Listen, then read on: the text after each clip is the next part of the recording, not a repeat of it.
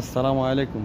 সমাজবাসীকে আমি এটিই বলতে চাই, যে ছেলেটা সমাজে ভালো হয়ে চলতে চায়, মানুষকে মূল্যায়ন করতে চায়, সম্মান দিতে চায়, সেই ছেলেটার ভিতরে আঘাত করবেন না। আর যদি সে আঘাত খেতে, খেতে যখন সে হিংস্র হয়ে দাঁড়াবে, তখন কিন্তু সে আপনাদেরকে আর মানুষ মনে করবে না। সে প্রতিপক্ষে শত্রু হিসাবে ধারণ করে নিয়ে সে লড়াই করতে প্রস্তুত হবে। তাই আমি বলবো, সমাজবাসী, সমাজের যেই ছেলেগুলো ভালোভাবে চলতে চায়, আপনাদেরকে সম্মান দিতে চায়, সেই ছেলেদেরকে সম্মানের ক্ষেত্রে রাখবেন, তাদেরকে ভালো রাস্তা দেখিয়ে দিবেন।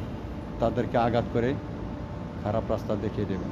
খারাপ রাস্তা যদি দেখিয়ে দেন, তখন কিন্তু সেই ছেলেটাই কিন্তু অস্ত্র হাতে নিয়ে আপনাকে আঘাত করতে দ্বিধাবোধ করবে না।